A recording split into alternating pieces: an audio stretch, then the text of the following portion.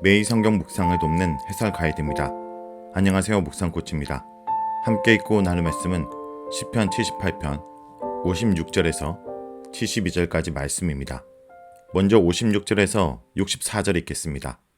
그러나 그들은 지존하신 하나님을 시험하고 반항하여 그의 명령을 지키지 아니하며 그들의 조상들같이 배반하고 거짓을 행하여 속이는 활같이 빗나가서 자기 산당들로 그의 노여움을 일으키며 그들의 조각한 우상들로 그를 진노하게 하였으매 하나님이 들으시고 분내어 이스라엘을 크게 미워하사 사랑 가운데 세우신 장막 곧 실로의 성막을 떠나시고 그가 그의 능력을 포로에게 넘겨주시며 그의 영광을 대적의 손에 붙이시고 그가 그의 소유 때문에 분내사 그의 백성을 칼에 넘기셨으니 그들의 청년은 불에 살라지고 그들의 처녀들은 혼인 노래를 들을 수 없었으며 그들의 제사장은 칼에 엎드러지고 그들의 가부들은 애곡도 하지 못하였도다. 하나님께서는 이스라엘을 애굽에서 건져내시고 가나안 땅을 얻게 하셨습니다. 이스라엘은 반역을 거듭하였으나 하나님은 그들에게 기적을 행하심으로 언약의 성실한 모습을 보여주셨습니다. 그러한 구원의 은혜를 경험한 이스라엘은 가나안 땅에서 하나님을 신실하게 섬기는 것이 마땅했습니다. 그러나 그들은 또다시 반역하였습니다. 그 반역의 내용이 56절에서 58절에 기록되어 있습니다. 56절은 이스라엘이 하나님을 시험하고 반항하여 명령을 지키지 않았다고 언급합니다. 시험하다로 번역된 나사라는 단어는 18절과 41절에 사용된 단어입니다. 특별히 41절에서 강야에서 거듭 하나님을 시험했음을 지적할 때 사용되었습니다. 반항하다라고 번역된 마라는 8절, 17절, 40절에서 사용되었는데 특별히 40절에서는 강야에서 하나님께 반항했음을 언급할 때 쓰였습니다. 명령으로 번역된 원어는 5절에 증거로 번역된 에도트입니다. 그러므로 56절은 지금까지 자주 쓰였던 여러 표현들을 함께 묶어서 정리한다고 이해할 수 있겠습니다. 78편이 계속 서술해온 이스라엘의 패역과 반역이 가나안 땅에 들어온 이후에도 이어지고 있는 것입니다. 이런 이해 맥락에서 57절은 매우 중요합니다. 이스라엘이 그들의 조상같이 행하였다라는 것입니다. 이 표현은 55절까지 설명한 선조들의 제약상이 출애굽 시대 이후의 후손들에게 동일하게 일어났음을 알려줍니다.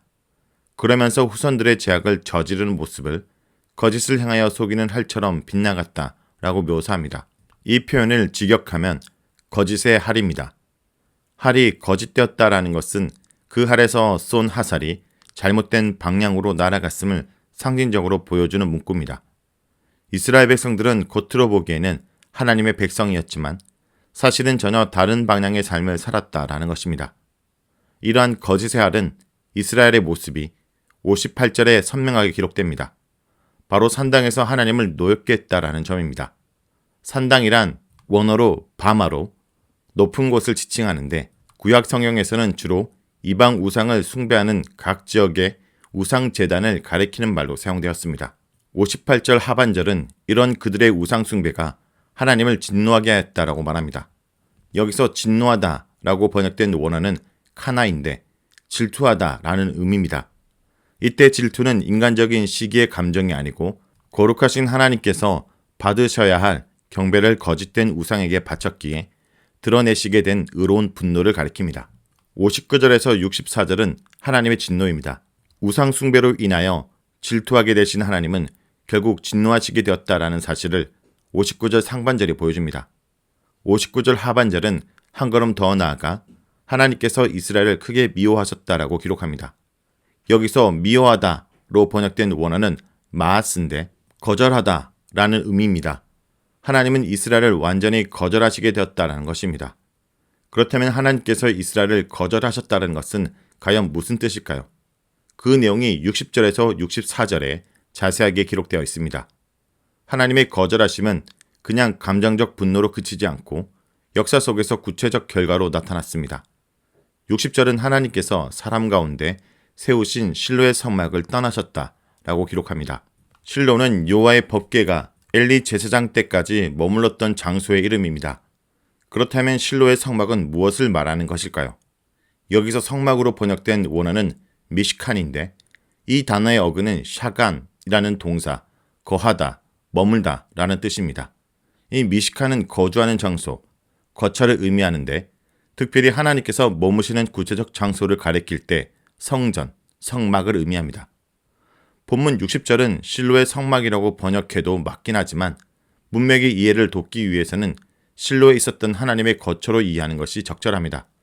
조금 더 정확하게 이해하자면 실로라는 지명을 생각하여 이 표현들이 사무엘상 4절에서 6절에 이스라엘이 블레셋과의 전투에서 패배하고 법궤를 빼앗긴 사건을 가리키는 것으로 보는 것이 적절합니다.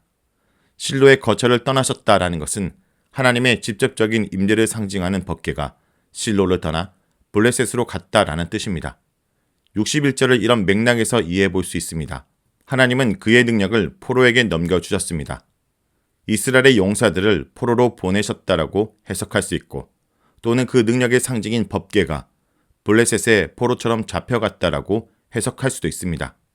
그의 영광을 대적의 손에 부셨다라는 것 역시 전쟁에서 졌다라는 의미가 될 수도 있고 혹은 영광을 법궤로 해석하여 법궤를 뺏어갔다라고 해석할 수도 있습니다. 62절은 그의 기업인 이스라엘을 원수인 블레셋 손에 붙이셨다라는 내용입니다.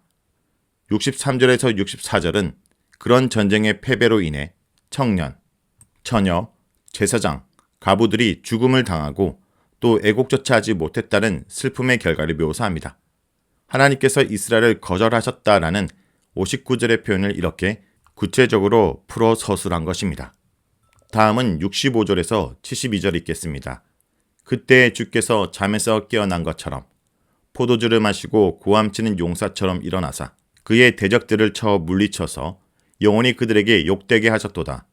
또 요셉의 장막을 버리시며 에브라임 지파를 택하지 아니하시고 오직 유다 지파와 그가 사랑하시는 시온산을 택하시며 그의 성소를 산의 높음같이 영원히 두신 땅같이 지으셨도다.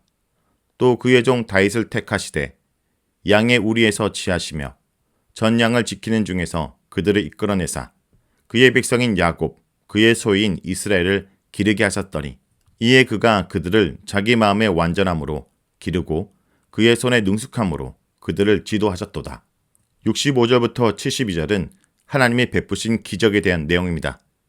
65절에서 66절은 78편에서 펼쳐지는 또 한 번의 반전입니다. 65절은 하나님께서 잠자는 자처럼 깨어 일어나셨다고 말합니다.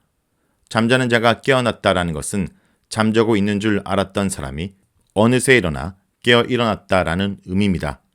이것은 여호와의 법궤를 블레셋에 빼앗겼기에 여호와께서 전쟁에서 패배하신 것처럼 보였지만 사실은 패배한 것이 아니었고 다곤 신전에서 오히려 다곤을 물리쳐 승리하셨다는 사실을 가리킨다고 생각됩니다.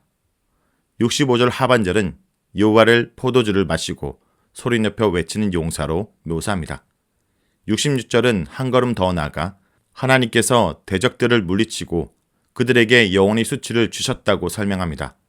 사무엘상 5장에서 6장을 보면 하나님께서 블레셋의 성읍들에 저주를 내리심으로 승리를 거두셨음을 알 수 있습니다. 하나님은 패배하는 분이 아니고 승리하는 영광의 왕이십니다. 67절에서 72절은 78편의 결론부입니다. 지금까지 이스라엘 백성의 반역, 그에 대한 하나님의 진노와 긍휼, 하나님의 승리의 등을 묘사한 모든 내용은 이 결론부를 도출하기 위한 긴 과정이었습니다. 67절은 하나님께서 요셉의 장막과 에브라임 지파를 거절하셨다고 말합니다. 거절하다라는 원어는 마스로 59절에서 하나님께서 이스라엘을 거절하셨다 했을 때 사용된 단어입니다.